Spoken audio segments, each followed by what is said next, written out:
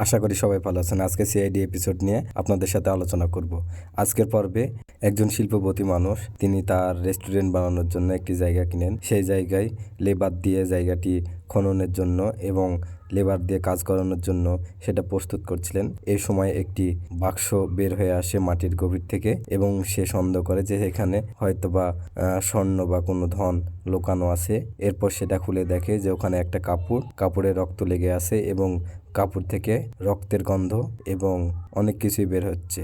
এতে করে তাদের সন্দেহ হয় এবং সিআইডি টিমকে তখনই তলব করে। তখন সিআইডি টিম এসে দেখে যে আসলেই কেউ মারা গেছে এবং কাপড়ে তার রক্ত রয়েছে।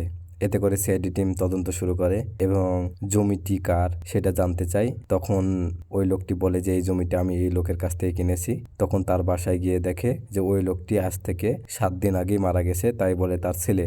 এরপর তার ছেলেকে জিজ্ঞাসা করা হলে তার ছেলে বলে যে আমরা লন্ডনে থাকি, আমি এই বিষয় নিয়ে কিছুই জানি না, আমার আব্বুর কোথায় কোথায় জমি আছে সেটাও আমি জানি না। এরপর সিআইডি টিমের একজন কর্মকর্তা বলেন যে এই শাড়িটি যে দোকান থেকে কেনা হয়েছে সেটা দেখলেই বোঝা যাবে, আর শাড়িটিতে অনেক কারুকাজ করা ছিল। এতে করে যারা কারুকাজ করে তাদের কাছে নিয়ে যাওয়া হয়। এতে করে একজন বলে যে এই শাড়ি একজনই বানাতে পারে, তাছাড়া এরকম শাড়ির কারুকাজ কেউ করতে পারে না। এবং সিআইডি টিম সেই লোকটির নাম জেনে তার বাসায় গিয়ে দেখে ওই লোকটি অন্ধ, প্রায় 2 মাস থেকে সে চোখে কিছুই দেখে না। এতে করে লোকটিকে জিজ্ঞাসা করা হলে বলে যে আমি অনেকদিন আগে শাড়ির কাজ করেছি, এর ভিতরে শাড়ির কাজ করি নাই। এরপর সেই অন্ধ লোকটির স্ত্রী বের হয়ে এসে বলে যে এই শাড়িটা কিছুদিন আগে একজন নিয়ে গেছে, সে আমাদেরকে পাওনা টাকা দিয়ে যায়নি। এবং সিআইডি টিম জানতে চাওয়া হয় যে আপনারা কি ফোনে যোগাযোগ করার চেষ্টা করেনি টাকার জন্য? তো তখন তিনি বলে হ্যাঁ যোগাযোগ করেছে, কিন্তু সে ফোন ধরেনি। এতে করে ফোন নাম্বার ট্র্যাকিং করে সেই মেয়েটির কাছে যাওয়া হয়। সেই মেয়েটি বলে যে আমি এই বিষয় নিয়ে কিছুই জানি না, তবে শাড়িটি যে জন্য কেনা হয়েছিল সেটা হলো মডেলিং এর জন্য। তো এবার সেই মডেলিং এর নাম বের হয়ে আসে। সেই মডেলিং এর নাম অনুপাতে তার বাবা মায়ের সাথে কথা বলতে গেলে বলে যে আমার মেয়ে মারা গেছে, সে আত্মহত্যা করে মারা গেছে। এতে করে সিআইডি টিমের আরো সন্দেহ হয় আপনার মেয়ে আত্মহত্যা করেনি, আপনার মেয়েকে মেরে ফেলা হয়েছে। এতে করে সিআইডি টিম আরো সন্দেহ শুরু করে। এরপর আরো তদন্ত করতে করতে একটি সময় আবার সেই পার্লারের মেয়েটিকে জিজ্ঞাসা করা হলে বলে যে সে আমার সাথে কাজ করত, সে মডেলিং অভিনয় করত, সে কিছুদিন ধরেই থানায় যাচ্ছিল এবং সে তার মন খারাপ করছিল। এতে করে সিআইডি টিম আরো সন্দেহ হয় এবং থানায় গিয়ে জিজ্ঞাসা করা হয়। থানায় গিয়ে তাকে আরো তথ্য দেওয়া হয়।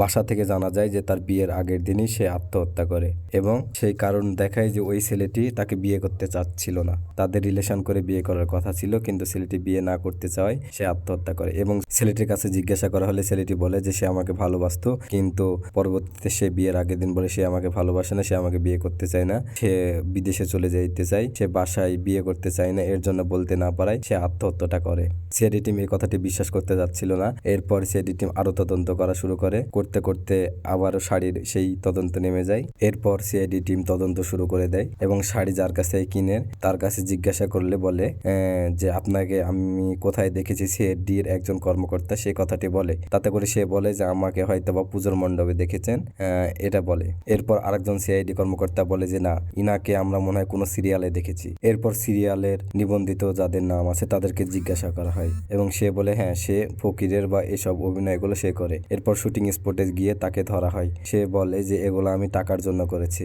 আমি টাকার জন্য করেছি, আমি আর এই ভুল কখনোই করব না। এরপর সে সবকিছু বলে দেয়। এরপর দেখা যায় যে যে জমিতে সেই কাপড়টি পাওয়া যায় সেই লোকের ছেলেটি আর কি খুনি। এরপর সিআইডি টিম তাকে বাসায় গিয়ে ধরে। সে সময় সে পালাচ্ছিল এবং সিআইডি টিমকে সে গুলি তাক করে। এরপর সিআইডি টিম তাকে মারে এবং মারার পর তার হাত থেকে বন্দুকটি কেড়ে নেয়। এরপর তাকে মারলে সে সবকিছু খুলে বলে যে আমি ওই মেয়েটির সাথে রিলেশন করতাম, সে আমাকে বিয়ে করতে চাচ্ছিল না, অন্য কাউকে বিয়ে করতে চাচ্ছিল, এর জন্যই আমি এই কাজটি করি।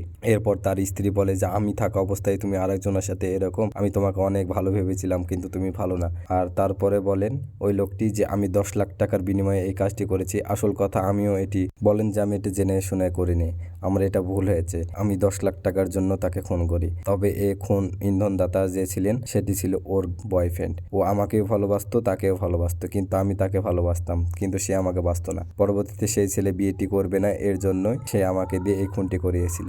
তখন সিআইডি টিম বলে এর শাস্তি তোর বড় কিছু হবে। আজকে এই পর্যন্তই। সকলকে ধন্যবাদ জানিয়ে শেষ করছি। আমার ভিডিওটি যদি আপনাদের ভালো লেগে থাকে তাহলে লাইক, কমেন্ট, শেয়ার এবং সাবস্ক্রাইব করেই পাশে থাকবেন।